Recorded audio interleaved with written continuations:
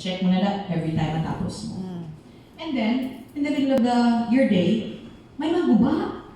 The normal reaction mo is, ay, ano naman ni, kailangan pa ko tumakanto, ako ni oras ang spakto, kailangan ito na ko ito, kung ako pang bayad ko, may ako ko ni, hindi dyan ginaguba ni Lord. Kaya may nain niya nga purpose si Lord mo. Sino siling mo nga dito ka mga dito, kaya ano niya gusto mo katuan ko. Kagli na kanto, katos bata, kagli kay kinanan siya, kagli groceries. Nga kaya sundon ko diya, ang imo will. When all you have to do is heed the Lord's will. So sometimes, these things happen to you. Every day, you get frustrated because things don't go your way. Babae lang na si Lord. Babae lang, may rason na. Who knows ang traffic? Ito kaging pa dito, yung kaging aksidente, ito yung dapat ikaw ito mabungguan. Instead, naman ka. But you will never see it. You will never see it because His thoughts are not ours. We can never fathom the magnificence of God's. Grabe, hindi si Lord. So, nakadula ako. Okay. Great people do not do great things. Agree? Yes. Because God does great things through surrendered people. Surrender naman kay Lord. Okay, may mahilo again. Okay, so there were so many things I've learned about tapos na, sorry. But, kapila ka times Pakdol. Ako kapila ko ka times, mas swerve ko gani, mas sin ko, Pakdol naman ako ni Lord. Oops, gawin ka ng mapati sa ano. But then, when I start to do things His way, do ginahilo, so ginahapsay, wala imo, wala mga buhi. Matingala ka lang, but at the end of the day, tingala, mga amoto na tabo, kaya amoto ko yung gusto ni Lord. Sino yayabiya ang gusto na ang bata niya makato sa malaing? Right? Yeah. Always think about those things. So, mga si Lord, lipat ka, ikaw naman ang buot-buot sa iyong pangabuhi. I am the author of your life. You are not the author of your life. I will bring you wherever I want you to go. Kanina sa lawan ka lang. So, pakdulog lang ka. Was-was wala to. Okay? So, are you going to follow me or not? Our life's purpose? Are you following your calling when you have no idea where God is leading? Grabe na question. Nalo ka, no? So, sometimes you just have to be still and know that I am God. One of my favorite verses. So, are you going to follow me or not? So, life went on and on until I forgot again what my purpose was. So, my family. Ako, Lord, grabe, naging niya ng perseverance. Ang inhatid ko sa ako. Kristiyano na ako, nagpabaptize ako. Ako sa CCF, nag-GLC na ako for a year. Nag-study kami sa Bible, nagbasa sa Bible, sa bilog na Bible. Inabala, it's all knowledge. But then again, ano din, Lord, and after, dili ka sa sa children's ministry. Hindi ka children's ministry, nagko niya akong kabataan, ano po ko sa children's ministry? Pakdol match, gintagaan ako baby at the age of 40.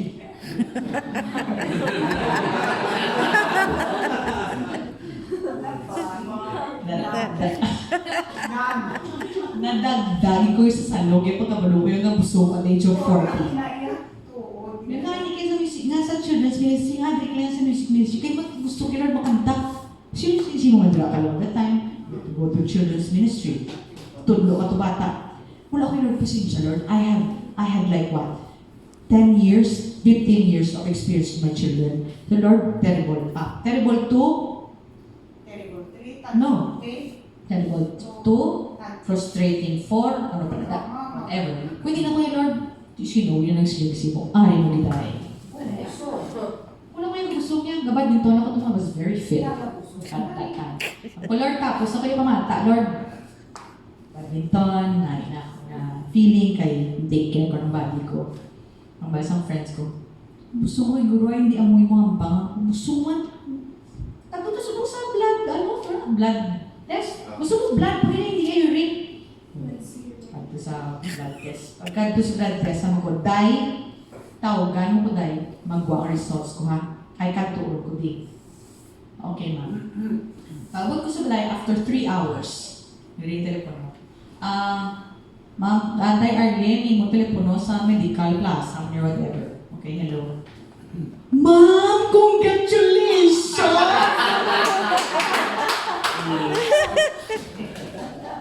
Literally, nadagdag ko sa loob.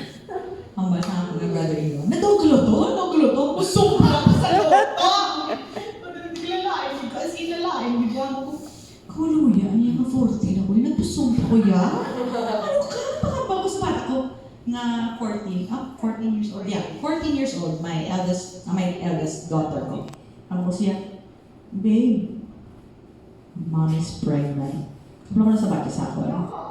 Ew! Mommy! Katamak-tamak sa'yo ni Daddy!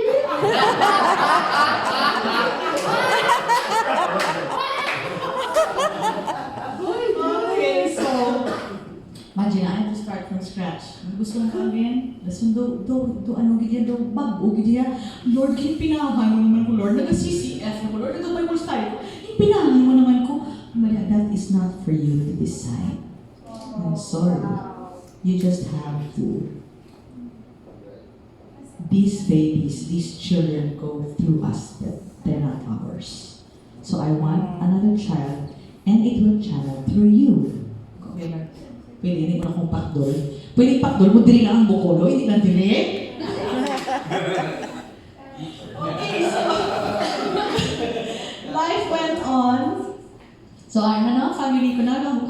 I lived with my husband for 20 years in Bukidnon, carrying a burden, a very big burden. I thought this was the end of my life, another trial that led to our going home here in Bacolod.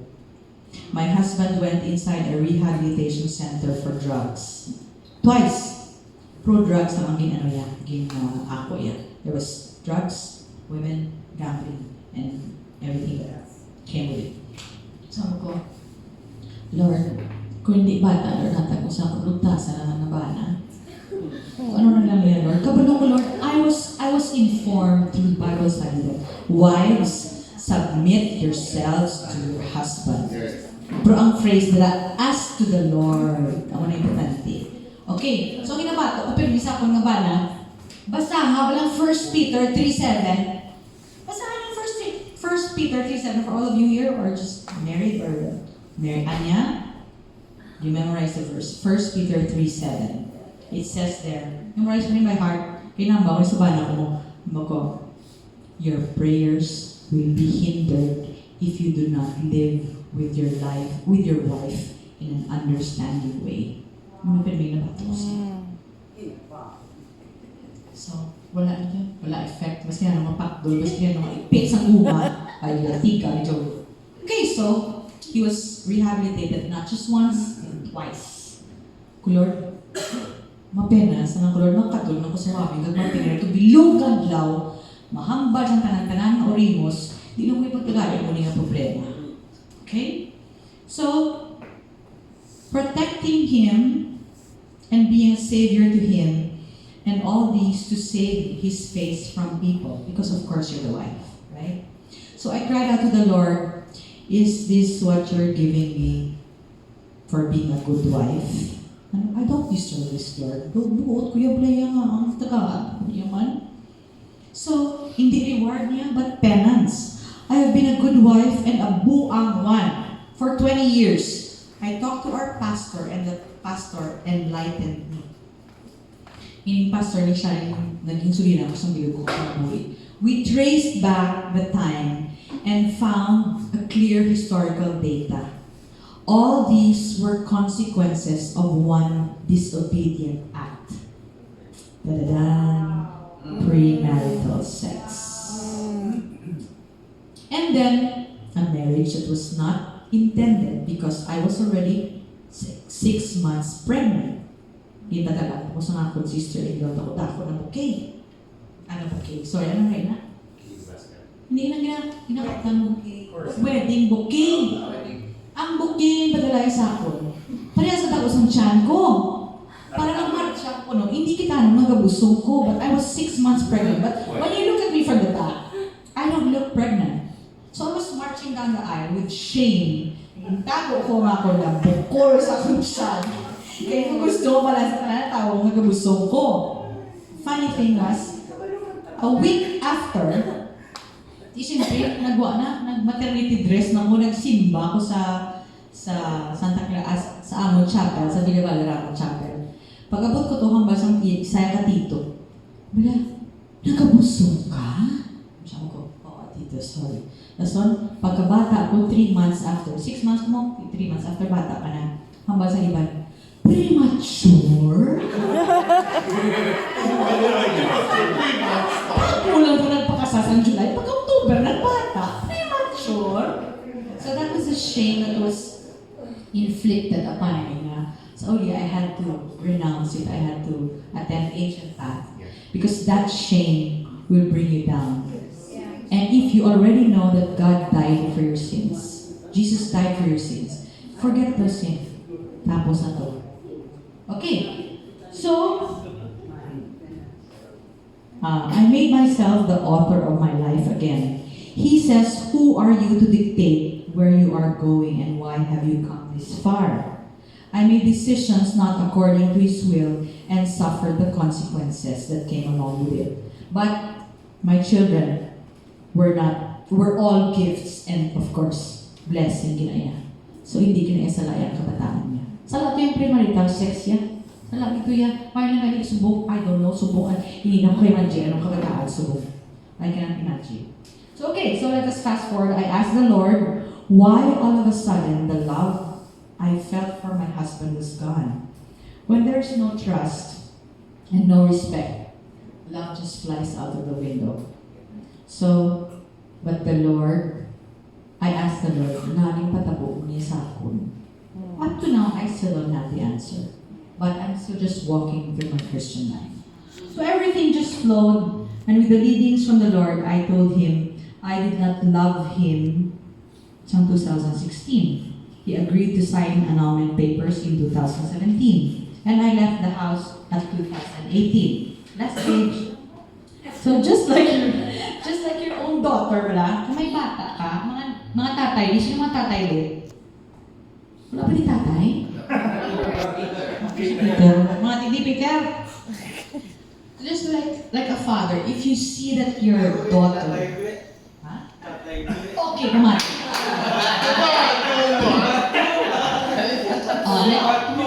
Isa ka tatay na ako ng grasyado. Hindi ni confession, ha? Lipat ka na daw! Lipat ko! Wala yung Okay, so kung ikaw tatay, kakagplangga mo yung bata, kabalo ka na yung nila sa puti, bata mo, kabalo ka na yung kahintang sa imong daughter, ako na, you will not lift a finger to get your daughter. So, feeling ko yung ako pag-rescue ni Lord sa ako, hindi quiet, hindi okay, all these things were consequences of a disobedient act before, when I was young. So, ang bago sa iya, I have telling me to obey and follow me, because I have something better for you. A different life, but a safer and better one. Pero Lord, wala ko yung familia. My kids are not with me. So, can you imagine when I left the house, because it was their house, I left the house. Ang first few months ko were really painful. Wala yung bata. I-explain ko na sa kabataan, you just don't know what I feel that you are not with me kung matulog ng gabi. Kaya sakit-sakit kila yung biyaan kung what I had to live. After a while, naintindihan nila, but parents. So, when I left, I had little money, but the Lord provided for me. He said, remember, I forgot to give you height. 5'7" ka dapat. Pinalipat ko. But I have blessed you with 10 fingers. Hands. 10 beautiful fingers that can do so many things. Yes. Indeed, I have discovered a lot from the workings of my hands. But remember, do it for my glory. And not yours. And all your plans will succeed. Lord, money, Lord. He says, if it is my will, it is my bill. I will foot the bill. Amen. So kung gusto niyo Lord, ipakatuwa, nakasambay sino yan. Hindi ka Yeah. makakudlay. Okay, provision. Seek ye first, I'll go back. Seek ye first the kingdom of God, and all these things will be added unto you. I had no place to stay. He took my mom away so I could stay in my mom's room. That was very painful, but with my mom's death, it was very timely, and up to now, I still ask him why. Nga, Lord, naging ko ang si mami ko. Lord, kay why ko yung istaran? Tingnan ko ang si mami ko. Siya na yung kinangilan ko. Siya yung dami. Quick lang ang death.